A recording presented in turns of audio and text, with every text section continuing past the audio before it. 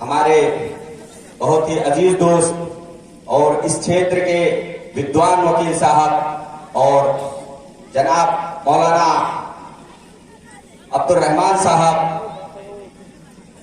हमारे दोस्त सलाहुद्दीन साहब और हमारे बड़े भैया हाजी अब्दुल रशीद साहब और दिगैर यहाँ पे बहुत सारे आए हुए मेहमान, मैं सभी को अपनी तरफ से अस्सलामु अलैकुम रहमतुल्लाहि व बरकातहू।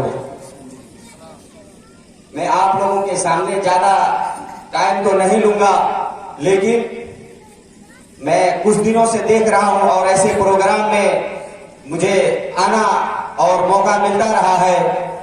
खास करके मैं ऐसी जगह पे जो इस तरह के प्रोग्राम होते हैं, उससे ये साबित हो रहा है कि कहीं ना कहीं मुस्लिम कौम भी अपने जो एकदम दबे कुचले की तरह बैठे हैं वो बाहर आ रहे हैं। और इस जलसे से और खासकर हम ये महादेव के इस सरजमीन पर जो हुआ है, मैं इस ऑर्गेनाइजिंग कमेटी के और यहाँ के जितने भी कार्यकर्ता हैं उन सभी को मैं दिली मुबारकबाद पेश करना चाहता हूँ कि इतने छोटे इलाके में अगर इस तरह का प्रोग्राम होता है तो ये बहुत ही काबिले तारीफ है। मैं आप लोगों से बस 2-4 मिनट और कुछ कहना चाहता हूँ। अपने बच्चों को दीनी तालीम के साथ साथ आप दुनियावी तालीम भी जरूर दें, लेकिन उनकी बुनियादी तालीम जो है वो मदारिस से मिलती है।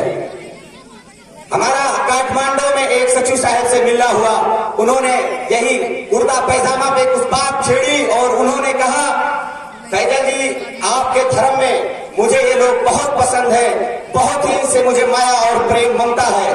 मैंने उनसे पूछा साहब ऐसा क्यों है?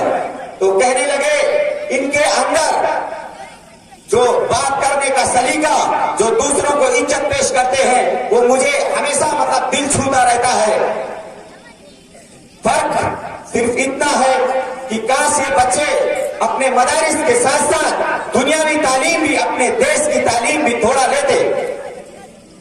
मैंने उनसे कहा हम लोग उस जगह पे, हम ऐसे जगह पे रहते हैं जहां पे शिक्षा हम लोगों से काफी दूर है।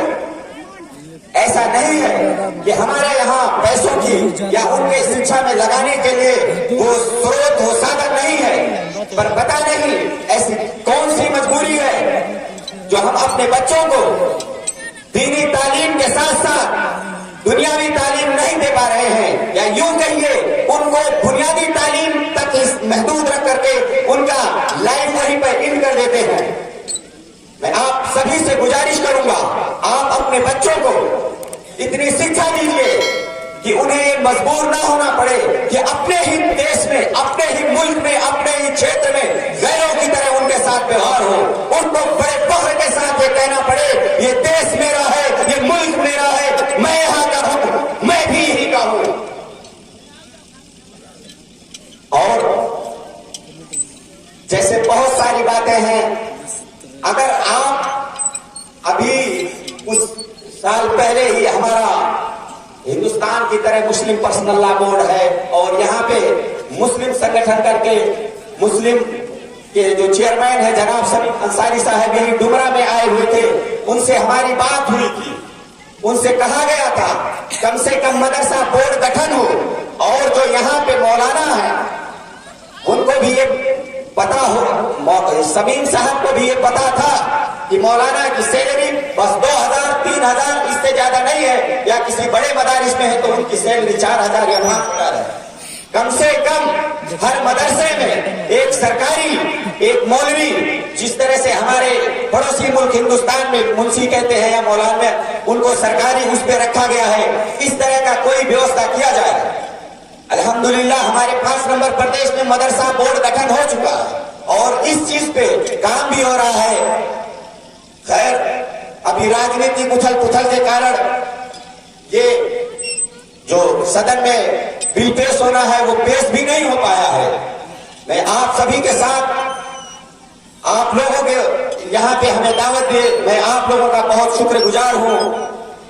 बस मैं इतना लास्ट में एक बार फिर कहूंगा हमारे बच्चे, हमारे भाई, कम से कम जो और सारे लोग झेल चुके हैं, जो आज कहीं मुंबई में है या कतर में है, वो उनके बच्चे अपने ही मुल्क में कुछ ज्यादा ना पाए, लेकिन एक छोटी मोटी नौकरी से ही कम से कम उनका परिवार चल सके।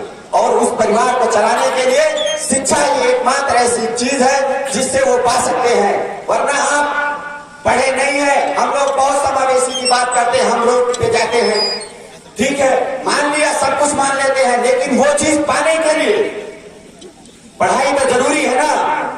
किसी विभाग में काम करने के लिए पढ़ाई चाहिए, कम से कम आप अपने देश की भाषा को समझ सके या बोल सके।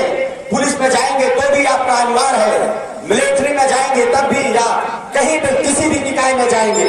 इसलिए मैं आप लोगों का ज्यादा समय न लेते हुए एक आखिरी बार मैं आप लोगों को यहाँ पे एक गुजारिश करना चाहता हूँ कि कम से कम अपने बच्चों को दीनी तालीम के साथ साथ दुनियावी तालीम और अपने देश की तालीम जरूर दीजिए, ताकि वो चौक चौराहों और किसी ऑफिस में ये महरूम ना हो सके कि काश मैं भी पढ़ा होता, मैं भी अपने देश की भाषा समझ सकता या बोल सकता।